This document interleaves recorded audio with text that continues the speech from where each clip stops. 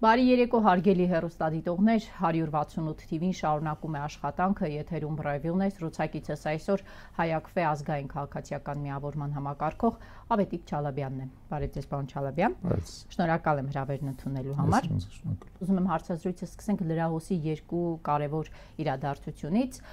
Երեկ Երևանում էր Եվրոպական միության արտաքին գործերի եւ անվտանգության քաղաքական հարցերով բարձր ներկայացուցիչ Կայա Կալասը, կամ եթե կրճատ ասեմ, Եվրամիության արտաքին գործերի նախարարը, եւ նա հանդիպեց Հայաստանի արտաքին գործերի նախարար Արարատ Միրզոյանի հետ։ Հայաստանը եւ Եվրամիությունը ստորագրել են արդյունքում Հայաստան-Եվրամիություն գործընկերության նոր օրակարգ։ Երբ կարդում ենք, թե ինչ են ստորագրել, պարզ է դառնում, որ Հայաստանը եւ Եվրամիությունը սկսում են ավելի խորացված համագործակցություն մի շարք ոլորտներում, այդ թվում տնտեսական եւ անվտանգային։ Եվրամիության առաջարկը Հայաստանին հետեւյալն է՝ կտրվել Ռուսաստանի ազդեցությունից եւ խորացնել համագործակցությունը Եվրամիության հետ։ Այդ սցենարը արդյոք բերելու է Հայաստանի անվտանգության ամրապնդման, ինչպես հանրային հեռուստաընկերության եթերում պնդում էր Կայա Կալասը։ Սա անկեղծ ասած, սիրելի աղավնի, հարցերի հարցն է, այն իմաստով, որ ամբողջ Հայաստանի քաղաքականությունը վերջի մի քանի տարիներին հենց այդ հարցի շուրջն է պատտվում։ Այսինքն արտաքին ինչպիսի կողմնորոշում է, որ մեր համար ավելի շահեկան է եւ տնտեսական զարգացման իմաստով, եւ հանրային զարգացման իմաստով, եւ անվտանգության իմաստով։ Եվ ցավոք մենք այդ իմաստով դարձել ենք Եվրոմիության եւ Ռուսաստանի միջև ընթացող սառը եւ ոչ միայն սառը պատերազմի զոհը, ըստ էության։ Յուրաքանչյուր կողմը մեզ փորձում է քաշել իր ուղղությամբ, յուրաքանչյուր կողմը պնդելով, որ ինքը իր ուղղությունը միակ հնարավորն է եւ միակ շահականն է։ Անկեղծ ասած, մեր մոտեցումը նրանում է, որ չի կարող առանձին վերցած որևէ կողմը եւ կամ Ռուսաստանի Դաշնությունը կամ Եվրոպական միությունը ամբողջապես ապահովել մեր խնդիրների լուծումը։ Ինչու՞, որովհետեւ Եվրոպական միությունը մեր տարածաշրջանում օրինակ անվտանգային իրական գործիքներ չունի։ Եվրոպական միության մոդելը, որ այս ընթացքում մենք տեսել ենք սկսել է իրականացվել ինչ-որ չափով, հետեւյալն է։ Ես ձեր սահմանին ունեմ դիտորդներ անզեն, որոնք ընդհանրեն ունեն հեռադիտակներ, պայմանական ասած։ Դրան գումարած ես փորձում եմ ձեր զինված ուժերին, հիմնականում Ֆրանսիայի միջոցով, որը Եվրոմիության առավել ռազմականացված ըստեյության պետությունն է, Ֆրանսիայի միջոցով փորձում եմ ցույց տալ որոշակի տեխնիկական աջակցություն։ Ինչ որ քանակությամբ սպառազինություն այս ընթացքում եկել, բավական մեծ թվով իդեպ հրահանգիչներ են հիմա աշխատում մեր պաշտպանության նախարարությունում, որոնք օգնում են մեր օրինակ հատուկ ստորաբաժանումների մարտական պատրաստությունը կատարելագործել եւ այլն։ Բայց արդյոք դա բավարար է մեր անվտանգության խնդիրները լուծելու համար։ Այսինքն հակադրվող բաներ են իրենք մեզ առաջարկում։ Դե իրենք բնականաբար հակադրվող են։ Արդյոք բավարար է։ Իմ կարծիքով բավարար չի։ Իմ կարծիքով բավարար չի։ Մյուս կողմից եթե նայենք զուտ ռուսական ուղղությունը, այստեղ էլ հետեւյալն է խնդիրը։ Ռուսաստանը գտնվելով ինքը անմիջական ռազմական գործողությունների մեջ ավելի քան 3 տարի է արդեն, հա, եւ մեծ քանակությամբ սպառազինություն օգտագործելով այդ ռազմական գործողությունները վարելու վրա, դրան գումարած իր զինված ուժերի ճնշող մեծամասնությունը հիմա կաշկանդված ունենալով այդ հակամարտության մեջ, դե ֆակտո մեր տարածաշրջանում չի կարողանում ուժ պրոյեկտել այնպես, ինչպես նա կարող էր դա անել մինչև 2018-2020 եւ առավելևս 2022 թվականը։ Այստեղ էլ հակառակ կողմի խնդիրն է, այսինքն մենք օրինակ նախկինում Ռուսաստանի Դաշնությունից սպառազինություն էին գնում, հիմա դրանք մի կողմ են հարցը, ում սպառազինությունը ավելի լավ, ավելի վատ, դա ավելի տեխնիկական քննարկում է, բայց հիմա սպառազինությունը թե նույնիսկ միջոցներ ունենք, չենք կարող գնել մեր տված փոխանցած միջոցները, գիտեք, Ռուսաստանի պետական վարկի դիմաց ըստ էության բան են արել։ Հաշվեգրվել են եւ մենք սպառազինություն դրա դիմաց չենք ստացել։ Եթե նայենք տնտեսական դաշտը, հա, հիմա մենք Ռուսաստանի հետ միասին գտնվում ենք նույն տնտեսական տարածքում ԵԱՏՄ-ում եւ բավական մեծ առևտուր ունենք Ռուսաստանի Դաշնության հետ։ Եվ այդ առևտուրը մեր համար շահավետ առևտուր է, որտեղ Ռուսաստանի շուկաները մեր համար ավանդական շուկաներ են։ Հիմա եթե Եվրոմիությունից մեզ գալիս ասում են, բայց գիտեք ինչ, եկեք մեր հետ առևտուր արեք։ Հա, 270 միլիոն եվրո տալիս ենք, եկեք մեզ հետ արեք։ Եկեք մեր հետ առևտուր արեք։ Կարելի է տրամաբանորեն ասել, իսկ երաշխիք ունեք, որ ձեր մոտ շուկաները սպասում են մեր ապրանքին։ Երաշխիք ունեք, որ եթե մենք Ռուսաստանից դուրս բերենք մեր ապրանքը, ձեր մոտ կարողանալու ենք դա տեղաբաշխել եւ այլն։ Ընդհանրապես ասած, այդ հարցերում այդ ամբողջ տրամաբանությունը հակամարտության կամի տրամաբանությունը սխալ է մեր կարծիքով։ Հայակվեն ֆունդամենտալ այն կարծիքին է, որ պետք է գնալ եւ տրամաբանությամբ։ Այսինքն համագործակցել եւ Ռուսաստանի Դաշնության, եւ Եվրոպական միության, եւ նաեւ մեր ասիական գործընկերների առաջին հերթին Իրանի եւ Հնդկաստանի հետ։ Մենք չպետքա փորձենք հակադրել, մեզ պետքա բոլոր գործընկերներին հետեւողականորեն ասել հետեւելը. հարգելիներս, ամենայն հարգանքով, ամենայն գնահատականքով ձեր նկատմամբ հասկացեք, մեր տարածաշրջանում, որտեղ կան շատ լուրջ սպառնալիքներ մեր անվտանգության նկատմամբ, Թուրքիայի եւ Ադրբեջանի եւ իդեպ նաեւ նրանց նորահայտ դաշնակիցների կողմից, ինչպիսին է Պակիստանը, ինչպիսին կարող է դառնալ Ուզբեկիստանը, որը միացել է Շուշիի հայտնի հռչակագրին, հա։ Իրենց կողմից անվտանգային սպառնալիքները այնպիսին են, որ առանձին վերցած ձեզանից որևէ մեկը չի կարող լիարժեք մեր խնդիրները լուծել։ Կարելի է դուք անընդհատ իրար մեջ չկռվեք, մեզ էլ չզոհաբերեք։ Կարելի է մի հատ մտածեք, որ գուցե Հայաստան, եթե դուք Ուկրաինայում իրար դեմ կռվում եք, Հայաստանի դեպքում համագործակցեք իրար հետ։ Հայաստանի եւ այս ամբողջ տարածաշրջանի։ Դուք ասում եք ունենք լուրջ սպառնալիքներ, արդյոք այդ լուրջ սպառնալիքները կչեզոքացնի Միացյալ Նահանգները, եթե Հայաստանին առաջարկի, որ Հայաստանով անցնող ճանապարհը, որ Ադրբեջանը պետք է միացնի Նախիջևանին, լինի ամերիկյան բիզնեսի եւ ամերիկյան կողմի վերահսկողության ներքո։ Նման մի տարբերակի մասին հոդված հրապարակել է Ազատություն ռադիոկայանը։ Այո, այսօր այդ այդպիսի հոդված է հայտնվել։ Տեսեք, եկեք խնդիրը մի քիչ ընդարձակ նայենք, ակնհայտ է, որ գոյություն ունի Ադրբեջանի եւ Թուրքիայի միջև հաղորդակցության խնդիրը Սյունիքի տարածքով։ Ակնհայտ է, որ այդ խնդիրը գոյություն ունի։ Ակնհայտ է, որ այդ խնդիրը լուծում է պահանջում որոշակի, հա, որովհետեւ այլապես եթե դու լուծում չտաս, դու ինչ-որ իմաստով առիթ ես տալու Ադրբեջանին եւ իրականում Թուրքիային անընդհատ Հայաստանի վրա ճնշում գործադրելու։ Նոյեմբերի 9-րդ կետը այդ լուծումը չէր։ Լուծման տարբերակներից մեկն էր, ոչ թե լուծումն էր, այլ լուծման տարբերակներից մեկն էր, որտեղ այդ լուծումը, տեսեք, լուծման հսկայական սպեկտր կա։ Ամենապարզ բանն այն է, որ ունենք երկաթուղի մեղրի տարածքով անցող, մեր երկաթուղուց օգտվեք դուք, բայց այդ երկաթուղին բնականաբար պետք է լինի մեր ինքնիշխանության, մեր ենթակայության ներքո, դուք այս ստանդարտ պայմաններով այդ երկաթուղուց կարող եք օգտվել, մենք էլ պետք է օգտվենք իդեպ Նախիջևանի տարածքով անցնող ձեր երկաթուղուց, որովհետեւ Հայաստանից կարողանանք հասնել Մեղրի կամ Հայաստանից կարողանանք հասնել Ջուլֆա, ներողություն, Երևանից կարողանանք հասնել Մեղրի կամ Երևանից հասնենք Ջուլֆա, Ջուլֆայի միջոցով էլ գնանք դեպի Իրան։ Դա ամենաստանդարտ լուծումն էր, որը կարող է կիրառվել։ Իրականության մեջ, քանի որ շահերի կոնցենտրացիան, շահերի բախում այս ամեն ինչի շուրջ շատ մեծ է, հասկանալի է, որ այդ ամենապարզ լուծումը ամենապարզ տեսքով դժվար իրականալի է։ Չնայած մեր համար ամենաձեռնտուն է։ Երևանից մինչև Մեղրի։ Բայց Հայաստանի ինքնիշխանության պահպանման բնականաբար, ինչը չի ուզում Ադրբեջանը, ինչը չի ուզում Թուրքիան։ Բնականաբար, իրանք Հիմա ամերիկյան կողմի առաջարկածը լուծումներից մեկը կարող է լինել։ Ամերիկյան կողմի առաջարկածը կարող է լինել լուծումներից մեկը, բայց այստեղ պետք է հաշվի առնել հետևյալը։ Իսկ որն է ամերիկյան կողմի մոտիվացիան։ Արդյոք ամերիկյան կողմը պատրաստ է ինքը անվտանգության երաշխավոր հանդիսանալ այս տարածաշրջանում։ Այն պայմաններում, երբ որ ինքը ստեղ զինված ուժեր չունի, այն պայմաններում, երբ որ ինքը այդ տնտեսական հոսքերին չի մասնակցում, այն պայմաններում, երբ որ ինքն էլ է հայտարարում, եւ դա հայտարարել է Ամերիկայի փոխնախագահ Ջեյ Դի Վենսը, որ մենք չենք կարող ամբողջ աշխարհում ժանդարմի ֆունկցիա իրականացնենք։ Մեր ռեսուրսները չեն բավականացնում ամբողջ աշխարհում ժանդարմի ֆունկցիա իրականացնել։ Դրա համար այս ամեն ինչի իրական վերջնական լուծումը էլի պետքա լինի, ինձ թվում է, համագործակցության դաշտում։ Համագործակցության դաշտը տվյալ դեպքում ենթադրում է հետևյալը. ովքեր են շահառուները այդ ամեն ինչի։ Շահառուները են եւ Միացյալ Նահանգները տեսականորեն, բայց ավելի մեծ շահառու է Եվրոպական միությունը։ Մեծ շահառու է Թուրքիան բնականաբար, որովհետեւ հենց Թուրքիան է առաջին հերթին դա հետաքրքրում, երկրորդ հերթին Ադրբեջանին։ Բայց շահառու է նաեւ Ռուսաստանը, շահառու է նաեւ Իրանը եւ այլն, այսինքն լուծումը պետք է լինի այնպեսին, որ բոլոր կողմերին բավարարի։ Բոլոր, այդ դեպքում այդ լուծումը կայուն կլինի։ Որտեւ այլապես եթե դա լուծում լինի, որը մի կողմի բավարարում է, մյուսին չի բավարարում, այն չբավարարված կողմը անընդհատ շարունակելու է բզբզել։ Ու դրա զոհը մենք ենք գնալու, որովհետեւ ամեն անգամ կոնֆլիկտը Սյունիքի շուրջը կոնֆլիկտ է դա բորբոքվելու։ Խելամիտ լուծումը պետք է լինեն, տեսեք, օրինակ ես որ Ֆրանսիայում եմ գտնվում եւ դրա մասին առանձին կխոսենք, գործընկերներից մեկը հետաքրքիր բան հիշեցրեց։ Ասում է դու հիշում ես, օրինակ Թուրքիան մինչև վերջ չի վերահսկում Բոսֆորը։ Թուրքիան հզոր պետություն ունելով, հա, սահմանափակված է այդ Մոնրոյի կոնվենցիայով եւ Բոսֆորի տարածքով այլ երկրների նավերը, կոմերցիոն նավերը կարող են տեղաշարժվել ազատ եւ նա երաշխավորում է, Թուրքիան երաշխավորում է, նավերը պետք է շարժվեն։ Ռազմանավերի դեպքում մի քիչ այլ տրամաբանություն է, ռազմանավերի դեպքում կա երկու տարբեր ռեժիմ։ սևծովյան երկրներ ունեն մի ռեժիմ, նրանք ավելի ազատ կարող են տեղաշարժվել, բայց այն երկրները, որոնք սևծովյան չեն, նրանց դեպքում Թուրքիան կարող է սահմանափակի, իդեպ եւ սահմանափակել այս ուկրաինական կոնֆլիկտի հետ կապված, դրա համար օրինակ ամերիկյան նավեր հիմա չկան սևծովի ակվատորիայում։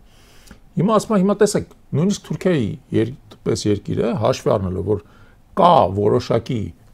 միջազգային կարևորություն Բոսֆորի հետ կապված, եւ ընկալվում է, որ Բոսֆորը միայն Թուրքիայի սեփականությունը չի, այլ պետք է օգտվեն նաեւ մյուս երկրները Սևծովյան, որտեղ դա Սևծովից միակ ելքն է, հա։ Ուստի դրա շուրջը կա այդպիսի կոնվենցիա, կա միջազգային որոշակի համաձայնագիր։ Ինձ թվում է մեր դեպքում էլ է պետք գնալ դրան։ Սյունիքի հետ կապված նույնը։ Ոչ թե Սյունիքի, այլ Սյունիքի չէ, ճանապարհի հետ կապված։ Ճանապարհի հետ կապված պետք է ունենալ բազմակողմ համաձայնություն, բազմակողմ, որում բոլորը գալիս ստորագրվում են, ասում են, «Էսա այն ռեժիմը,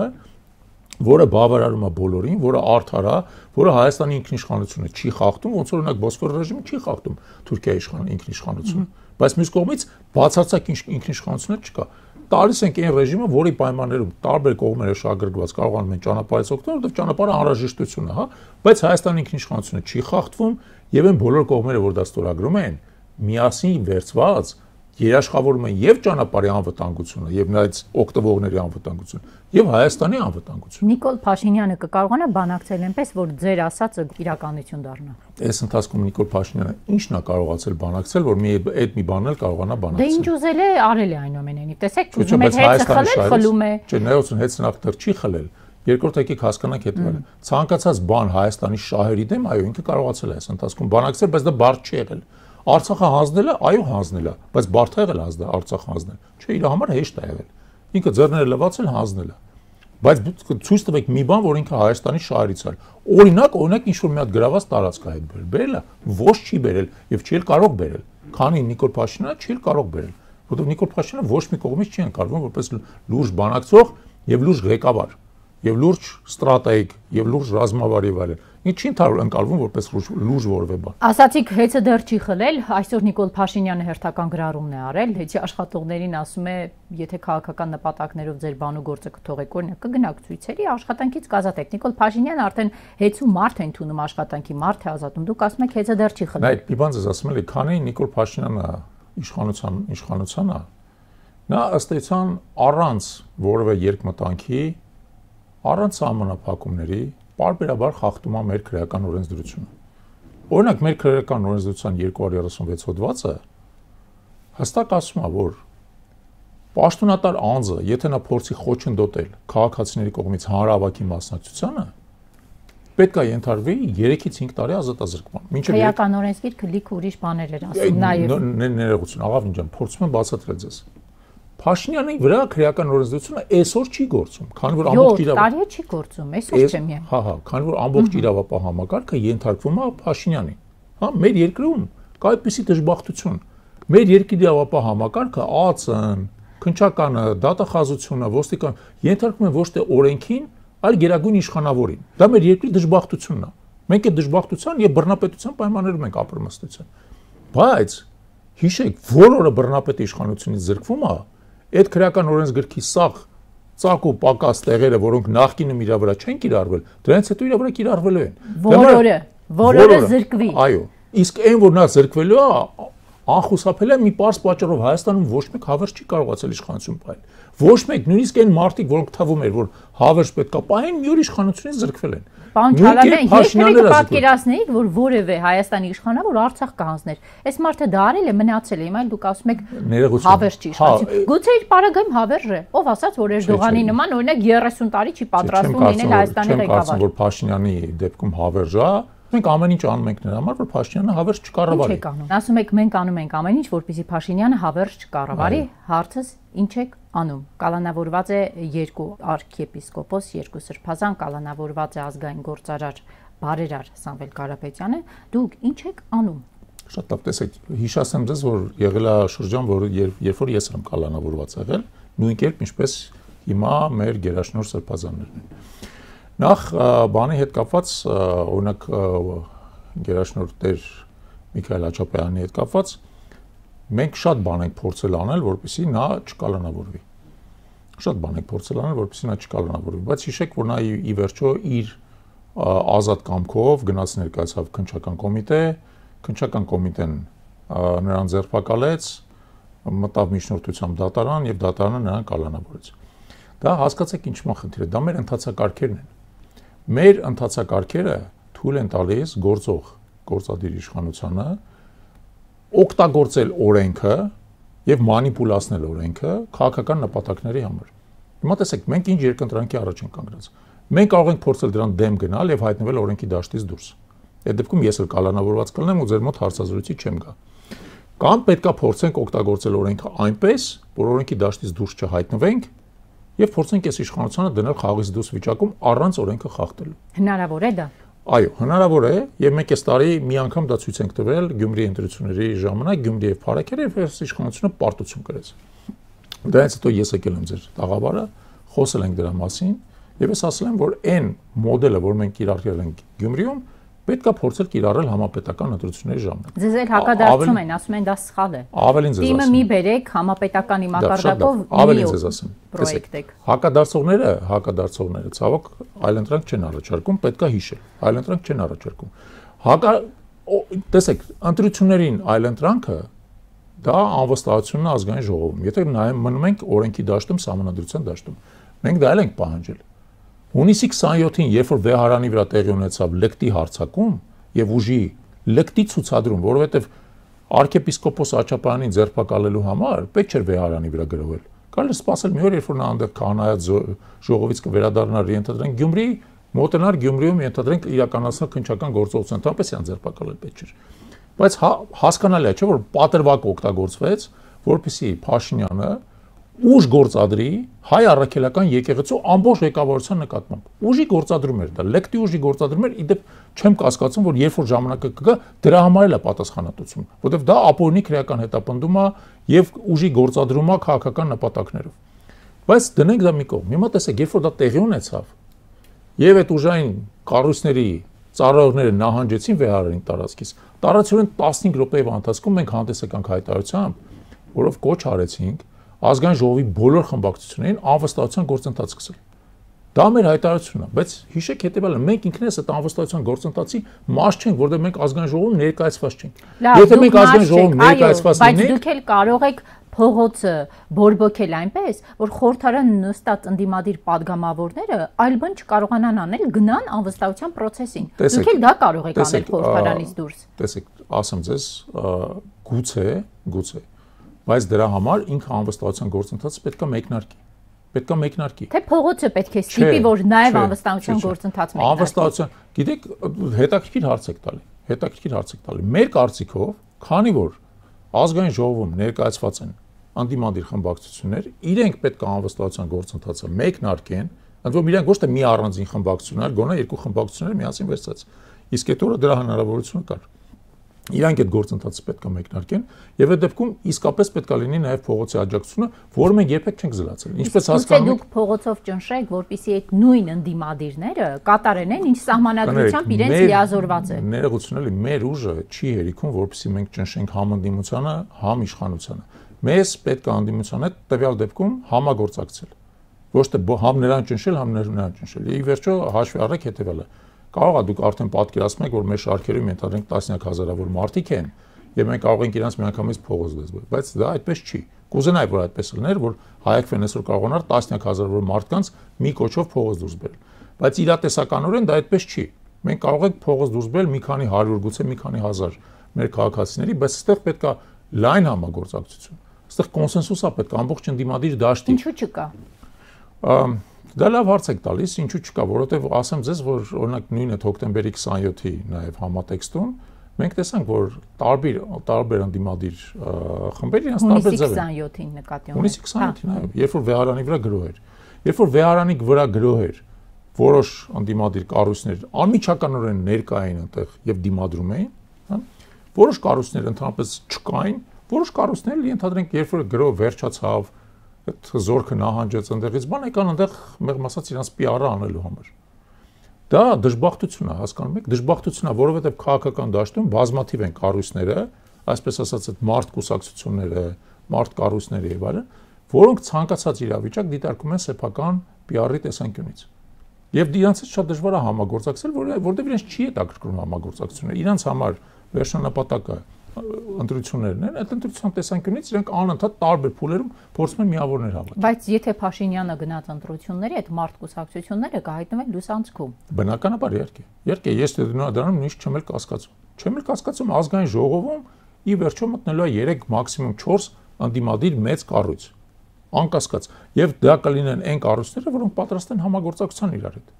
Անկասկած, մենք փորձել ենք այս ամբողջ ընթացքում, հիշեք, 2 տարի առաջ, երբ որ մենք իրականացնում ենք մեր առաջին մեծ նախաձեռնությունը ստորագրավակը, հա, օրենքի նախագծի շուրջը։ Մենք այդ ժամանակ արդեն ցույց ենք տվել, որ մենք համագործակցող կառույց ենք։ Մենք համագործակցել ենք բազմաթիվ կառույցների հետ, եւ կուսակցությունների, եւ հանրային ուժերի, եւ անհայտների հետ։ Վերջում էլ իրենց շնորհակալություն ենք հայտնել։ Երբ որ մենք ավարտեցինք բազմաթիվ կառույցների հետ կարողացել եք համագործակցել, նշանակում է, որ հիմա ստեղծված դժվարին իրավիճակում դուք կարող եք դառնալ առանցք, որի շուրջ կարող են համագործակցել։ Պետքա փորձենք։ Դա Պարոն Չալաբյան, էլ երբ։ Պետքա փորձենք, ներողություն։ Հիմա հերթը կհասնի վեհապարին վեհարանից դուրս հանելուն, ընդդիմադիր դաշտը դեռ ասում է մենք պետք է փորձենք։ Դուք ոնց որ Փաշինյանի բանից գրասենյակից անընդհատ բաներ ունեք, էլի, այտենց ինֆորմացիաներ ունեք։ Փաշինյանի ստատուսներին հետևում ենք եւ տեսնում ենք, որ հաջորդ թիրախում հաջորդ սրբազաններն են վերջում վեհապարը։ Ես ասեմ հետեւյալը։ Մենք այս ընթացքում փորձել ենք դա անել, փորձել ենք նաեւ մեր օրինակով դա անել, հիշեք, որ հունիսի 26-ի գիշերը մենք հայտնվեցինք վեհարանի դիմացը, անմիջապես Երևանից սլացանք Էջմիածին,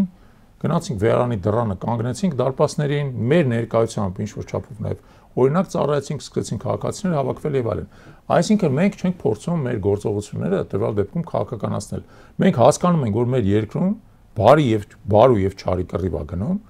ընդ որում ոչ բարին է իդեալական, ոչ չարն է իդեալական, ամեն մեկը խառն է մի քիչ ինչ որ չափով։ Բայց մենք համարում ենք, որ մենք բարու կողմում ենք գտնվում, որովհետեւ մեր 1700-ամյա եկեղեցին ինչ որ իմաստով բարու մարմնավորումն է տվյալ դեպքում։ Եվ այսօր եկեղեցին թիրախում է նաև, որովհետև մեր քաղաքական դաշտում այնքան շատ են տարաձայնությունները, որ քաղաքական գործիչները չեն կարողանում եկեղեցուն պաշտպանել։ Այո, այդպես է։ Այո, այդպես է։ Դրա համար մենք չենք սպասում, թե մնացածները ինչ են անելու։ Մենք գնում ենք պաշտպանում ենք։ Մենք իդեպ գիտեք, որ դրանից առաջ 3 շաբաթ այնտեղ հերթապահություն ենք իրականացրել։ Մեր կողքը ուրիշ ոչ մի քաղաքական կառույց չի եղել։ Իսկ գուցե բացի հերթապահություն իրականացնելուց պետք է մեր քաղաքական ընդդիմադիր քաղաքական համակարգը կարողանա Փաշինյանի այլընտրանքը առաջարկել։ Այո, եւ պետք է առաջարկել բնականաբար եւ մեր կարծիքով մենք այս աշունը ունենք, որովհետեւ կարողանանք այդ խնդիրը լուծենք։ Կարողանանք այդ այլընտրանքը առաջարկենք, դա տվյալ դեպքում չի կարող լինել զուտ անհատականացված այլընտրանք, դա պետք է լինի համակարգային այլընտրանք։ Եվ ես ձեզ վստահեցնում եմ, մենք ամեն ինչ կանենք մեր տեսանկյունից, մեր կողմից, որովհետեւ այդ այլընտրանքը ձևավորվի, որովհետեւ հասարակությունը հասկանա, որ ընտրությունը ի վերջո Փաշինյանի եւ նախկին նախագահների միջև չի, որովհետեւ այդ ընտրությունը փակուղային է, այդ ընտրությունը Փաշինյանը միշտ հաղթում է։ Նա արդեն 21 թվականին դա հաղթել է մի անգամ, 18 թվականին նա հաղթել է այդ ընտրության մեջ, մինչև մենք չջարդենք այդ կարծրատիպը, որ կամ դու պետք է ընտրես Փաշինյանին, կամ դու պետք է ընտրես նախկին երկու նախագահներին։ Նախկին երկու նախագահներից մեկը երրորդ նախագահն ասել է, որ ինքը չի հավակնում։ Հասկանալի է։ Մնաց Ռոբերտ Քոչարյանը։ Հա, ընտրությունը չի հավակնում, բայց իրականում հանրապետական կուսակցությունը գտնվում է քաղաքականության մեջ։ Բա չգտնվի։ Փակվի գնահատում։ Չէ, ես չեմ ասում։ Իհարկե նրանք էլ պետք է մասնակցեն ընտրություններին, բայց ես ուրիշ բան եմ ձեզ ասում։ Եթե ընտրությունը միայն նրանց ու Փաշինյանի միջև է, Փաշինյանը անդադ հաղթում է այդ ընտրությունը։ Չէ, բայց դա Փաշինյանական թեզ է։ Փաշինյանի շահերից բխող թեզ եք դուք հիմա ասում։ Չէ, դա իրականությունն է, որովհետև եթե նույնիսկ դուք վերցնում եք պարզ սոցիոլոգիան, իսկ հիշեցնեմ ձեզ։ Ես պարզ սոցիոլոգիայի տվյալներով նայում եմ, տեսնում եմ, որ հանրապետական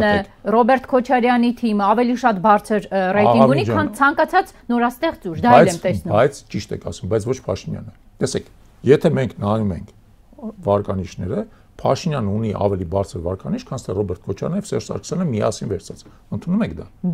Բնական էր դա, իշխանության ղեկավար է, բա ինչ պետք է լինի։ Չէ, ընդունում եք դա։ Որը նշանակում է, եթե մենք ունենք իրավիճակ, երբ որ Փաշինյանի վարկանիշը ավելի բարձր է, քան նախորդ երկու նախագահների վարկանիշը միասին վերցած, ուրեմն դաշտում պետք է լինեն այլ ուժեր նաեւ։ Ոչ թե ասում նրանք հեռանան, այլ ուժեր պետք է լինեն դաշտում, որպեսզի հնարավորություն ունի կշեռքի նժարները շեղել, հասկանում եք։ Հիմա մեր խնդիրը պետք է լինի այդ այլ ուժային այլընտրանքը հասարակությանը առաջարկել, 7 տարի առաջարկեիք։ Նախկին իշխանությունները խանգարում էին, որ այդ այլընտրանքը ձևավորվեր։ Հարցը ես ասացի ինչ-որ մեկը ինձ խանգարում էր։ Ես ընդհանուր եմ հարցը տալիս, եթե մենք ասում ենք, որ պետք է այլընտրանք ձևավորել 7 տարի։ Ուրիշի հետ եք վիճում հիմա ոչ թե։ Չէ, ես հարց եմ տալի, նախկին իշխանությունները խանգարում էին, որպեսզի այլընտրանքը ձևավորի։ Ինձ նախկին իշխանությունները չեն խանգարում։ Հարցի պատասխանը ստացեք, ինչ չի։ Ինչու՞ չի ձևավորվում այդ այլընտրանքը։ Որովհետև այդ այլընտրանքը ձևավորելը մեկ օրվա գործ չի, որովհետև մեր քաղաքացին, երբ որ ուզում է ինչ-որ մեկին ընտրի, ուզում է հասկանա, որ այդ ինչ-որ մեկի հետևը փորձառություն կա կանգնած,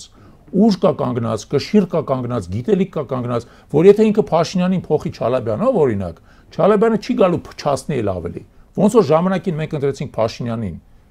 հասարակությունը, որովհետև ես երբևէ իրան չեմ ընտրել, ինքը եկավ փչացրեց այն ինչ որ նախկինում կար, ավելի վատ սարքեց, հա։ Հիմա հասարակությունը որոշակի իմունիտետ է ձեռք բերել։ Նա ասում է ես կընտրեմ նրան, որ ինձ երաշխավորված ավելի լավ լուծում կտա։ Իսկ այդ ավելի լավ լուծումը հեշտ չի ներկայացնել, այդ նես չի որ ամեն մարդ կարա գա,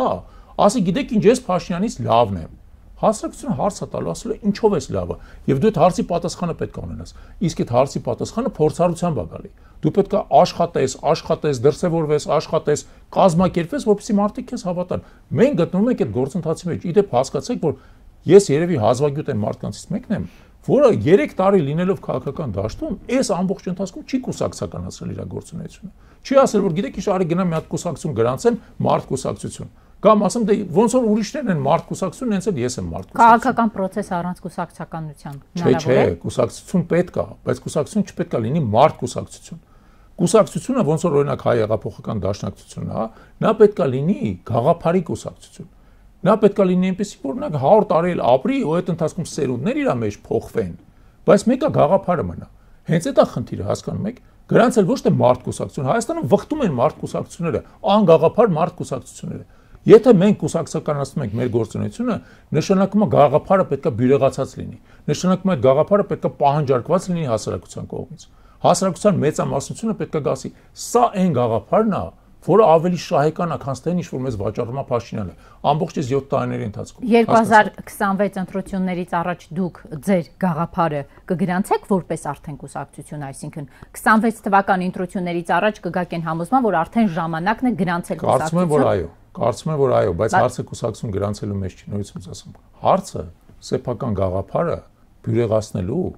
եւ հասարակությանը մատուցելու մեջ է։ Ստացվում է, եթե դուք ասում եք, կարծում եմ, այո, 2026-ին կգրանցվենք որպես կուսակցություն, ստացվում է, որ 2026 թվականի ընտրությունները։ Ահա, ստացվում է, որ դուք եւս պատրաստվում եք 2026 ընտրություններին։ Բայց ով ասել որ ոչ։ Երբևից ասում որ չենք պատրաստվում, ընդհանրապես ես ասում եմ դա է իշխանապողության մեխանիզմը։ Բայց եթե ընտրությունից ընտրություն է իշխանապողության մեխանիզմը, ուզում եմ հասկանալ ինչու է ամբողջ ընդդիմադիր դաշտացում, որ Նիկոլ Փաշինյանը Հայաստանը տանում է դարձնի թուրքական վիլայեթ։ Բոլորս նստած սպասում ենք 26 ընտրություններին։ Տեսեք, մենք որևէ ընտրությունների չենք սպասում։ Իդեպ ընտրությունները կարող են լինել ոչ թե 26 թվականի, օրինակ 25 թվականի աշնանը։ Մենք ոչ թե սպասում ենք ընտրություններին, մենք այդ ընտրություններին պատրաստվում ենք ամենօրյա գործողությամբ։ Դուք այս տարի ամեն անգամ, երբ որ ինձ հրավիրել եք ձեր տաղավար, դուք հրավիրել եք կոնկրետ գործողությունից հետո։ Կոնկրետ գործողությունից հետո մենք ոչ մի բանի չենք սպասում։ Գյումրիում թիմ ընտրություններ ա, մենք գնում ենք դիտորդական մեր մասնակցությամբ ապահովում ենք այդ ընտրությունների ապացուցությունը։ Չեմ հասկանում ես ձեզ։ Միևնույն է, պարոն Չալաբյան, ես ձեզ չեմ հասկանում։ Ստացվում է, ամբողջ ընդդիմադիր դաշտը 2026 ընտրություններին չի սպասում, գործեր է անում, որպեսզի Նիկոլ Փաշինյանը շուտ գնա տուն, բայց Նիկոլ Փաշինյանը չգիտես ինչու չի գնում տուն։ Դուք ինձ մի անգամ պետք է բացատրեք, էլի, տեսեք, ես ձեզ ասացի, որ օրինական դաշտում կան ընտրություններ եւ ազգային ժողովում անվստահություն հայտնել։ Կան նաեւ այլ տարբերակներ, որոնք օրինական դաշտում չեն։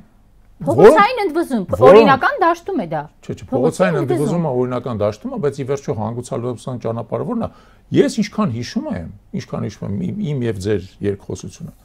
ամեն տարի փողոցային ընդվզում է եղել։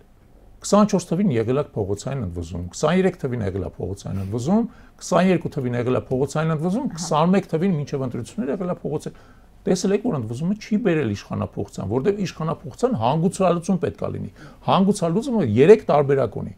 Նոր ընտրություններ, եղած իշխանության հրաժարական նոր կառավարություն կամ եղած իշխանության անվստահություն։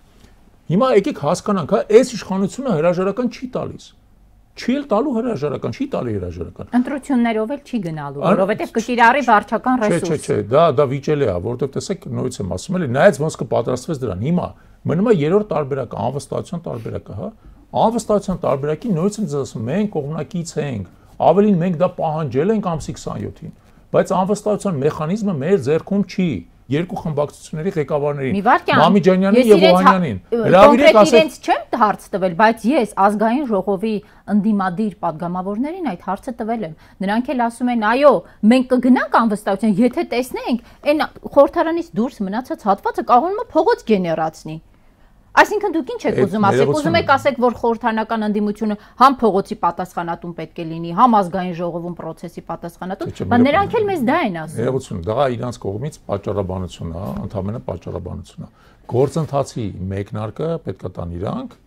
եւ այդ դեպքում այո, ամբողջ ընդդիմադիր սպեկտրը պետք է փողոցային ճնշում գեներացնի։ Ճիշտ եք ասում։ Եթե այդ դեպքում մենք զլանանք, ինձ կկանչեք ձեր կատաղավար ու ամոթանք կտակ։ Բայց մենք երբեք չենք զլացել։ Մենք ընդհակառակը ամենաշատն ենք փողոցում։ Մենք անընդհատ ենք փողոցում, հասկանում եք։ Ես իմ ամբողջ ինտելեկտուալ աշխատանքը թողել եմ, ստիպված եմ անընդհատ փողոցում գտնվել, որի միջած կորուստ է, որովհետև նաև ժամանակ է պետք դնել մտածելու, կարդալու, ռազմավարություններ ձևակերպելու համար։ Ստիպված այդ ամեն ինչը թողել ենք, անընդհատ փողոցում ենք։ Դեռ փողոցի մասով մեզ մեղադրանք մի ներկայացրին։ Լավ, դուք ասացիք ամեն անգամ մեր տաղավար գալիս եք գործանելուց հետո դուք Ֆրանսիայում եք, ինչ գործով եք, Ֆրանսիայում ինչ գործ եք արել։ Դրա մասին էլ պատմեք ու ավարտենք։ Շնորհակալություն, որ դա հիշեցիք։ Այո, իսկապես ես մեկ շաբաթով մեկնել եմ Ֆրանսիայի Հանրապետություն, հիմնականում Ֆրանսիայի տարբեր քաղաքական շրջանակների հետ հանդիպելու համար։ Եվ հիմնական նպատակը իդեպ հետաքրքիր է շատ, հենց նրանից էր ինչից մենք սկսեցինք։ Նրանից էր, որ Ֆրանսիան վերջի տարիներին ակտիվ փորձում է Հայաստանի տարածքում հակադրվել Ռուսաստանի Դաշնությանը եւ մեր տեսանկյունից մենք դարձել ենք այդ հակադրության զոհը։ 22 թվականի հոկտեմբերի 7-ին Ֆրանսիայի նախագահի, այսպես ասած, կնքահարությամբ ստորագրվել է այն տխրահարճակ Պրագայի համաձայնագիրը, որով Արցախ է հանձնվել։ Ինքն էլ եղել է այն կողմերից մեկը, որ այնտեղ նստած է եղել։ Հիմա էլ զանգել է Փաշինյանին շնորհավորում եկեղեցու վրա գրոհի համար, իր աջակցությունը հայտնում, թե ինքը ուղիղ դա չի ասել, բայց ըստ էության այնքան ասում են, լավ, ինչ որ որտեղ անում եք, եթե դա ծառայում է խաղաղության պայմանագրին, մենք դա աջակցում ենք։ Որը կներեք, էլի դա բռնապետության, այսպես ասած, ուղիղ ինդուլգենցիա է։ Հիմա մենք գնացել ենք Ֆրանսիա, որպեսզի հասկանանք, արդյոք ամբողջ ֆրանսիական սպեկտրը քաղաքական այդպես է մտածում, ոնց որ իրանց նախագահը։ Եվ ի ուրախություն մեզ ասեմ ձեզ, որ դե Ֆրանսիայում շատ բան է, խայտաբղետ է քաղաքական սպեկտրը եւ պարոն Մակրոնի օրոք նա ել ավելի խայտաբղետ է դառել։ Ազգային ժողովում Ֆրանսիայի մեծամասնություն չկա, ինչպես գիտեք։ Վարչապետը պարոն Բայրուն տեխնիկական վարչապետ է ըստությունը, չունի մեծամասնություն, չկա մի առանձին վերցած ուժ, որը Ֆրանսիայի ազգային ժողովում ունի մեծամասնություն, իսկ կոալիցիա գոյություն չունի։ Այդ ամեն ինչը կառավարվում է անընդհատ նորանոր տեխնիկական համաձայնությունների միջոցով։ Մենք 4 տարբեր ֆրանսիական քաղաքական ուժերի ներկայացուցիչների հետ ենք հանդիպել։ Սոցիալիստների, ցենտրիստների, որի կազմում է նաև վարչապետը եւ արտաքին գործերի նախարարը, հանրապետականների, որոնք նախկին գոլիստներն են եւ որոնց կազմում էր օրինակ Սարկոզին նախկին նախագահ, եւ ազգային ճակատի, որը ազգային ժողովում հիմա իրանց ամենամեծ խմբակցությունն է ըստեյության, ծայրահեղ խմբակցությունն է, Մարի Լեպենի խմբակցությունը։ 4 տարբեր ուժերի հետ ենք հանդիպել։ Իմ եզրակացությունը հետեւյալն է, որ աջ ուժերը մեր մտահոգությունները գիտակցում են։ Իրանք ավելի շատ են գիտակցում այն անհրաժեշտությունը, որ մենք Արևելքում վերջի քրիստոնեական բաստիոնն ենք։ Ոչ թե ժողովրդավարության բաստիոն, որը լրիվ կեղծ թեզ է, այլ քրիստոնեության բաստիոնն ենք։ Եվ այս ամեն ինչ որ իրանք այստեղ սարքել են Ռուսաստանի հետ իրանց հակամարտությունը, եվրոպա-ռուսական հակամարտությունը, որ իրենք տեղափոխել են մեր տարածաշրջան։ Ի վերջո կարող է հանգեցվի վրա նրան, որ Հայաստանը զոհ գնա ընդհանրապես։ Հայաստանը դառնա կամ Թուրքիայի պրոտեկտորատ, կամ ընդհանրապես գրավի Թուրքիայի, Ադրբեջանի եւ նրանց մուսուլման դաշնակիցների կողմից, Պակիստանի մասնավորապես։ Իրանց մոտ այդ գիտակցությունը կա։ Եվ մեր համար դա ամենակարևոր հայտնությունն է։ Հիմա ուրիշ բաների մասին կարող եմ ավելի երկար խոսել, եթե դրա հնարավորություն ունի, բայց դա ամենակարևորն է մեր համար։ Մենք եկել ենք այն թեզով, որ հարգելիներս Ֆրանսիային մենք ընկալում ենք որպես բարեկամական դաշնակցային պետություն,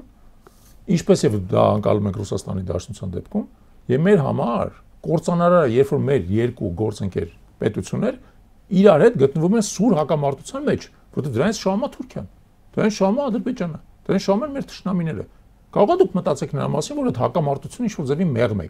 Կարող է մտածեք նրա մասին, որ Հայաստանի դեպքում Գտնեք համագործակցության եզր։ Կարող է մտածեք նրա մասին, որ Մինսկի խումբը պետք է վերականգնել։ Մինչև մեր ամենակարևոր թեզերից է։ Այո, խոսել ենք, ասում եմ։ Եվ ինչպիսին էր դիրքորոշումը։ Նույնիսկ ինձ ասում, տարբեր քաղաքական ուժերի մոտ տարբեր է։ Աջ սպեկտրը, աջ քաղաքական սպեկտրը շատ ավելի համակրանքով է վերաբերվում մեր գաղափարներին։ Ձախ սպեկտրը ավելի ճակատներով նիկոլական է։ Հնարավոր է հետագայում որևէ տեսակի համագործակցություն։ Չէ, ոչ թե հնարավոր է, դա է նպատակը։ Դա է նպատակը, ուղղակի տենց չի, որ ամեն շաբաթ գնաց Ֆրանսիա, մեր պայմանավորվածությունները անում է, որ աշունը եւս կգնանք եւ բոլոր այն, այսպես ասած, խոսակցությունները, որ մենք ունեցել ենք այս ընթացքում, պետքա շարունակություն ստանան։ Մենք էլ պետքա տնային աշխատանք կատարենք, իրենք էլ պետքա տնային աշխատանք կատարենք։ Իդեպ բոլոր այն 4 падգամավորները, որոնց հետ մենք հանդիպել ենք, դրանք բոլորը հայամետ падգամավորներ են։ Իրանք այս կամ այն կերպ ներգրաված են Հայաստանի հետ հարաբերություններում, իրանք գնում գալիս են Հայաստան, շատերը Արցախում էին եղել նաև այս ընթացքում, բայց իրենց պատկերացումները տարբեր է։ Ձախ սպեկտրը ավելի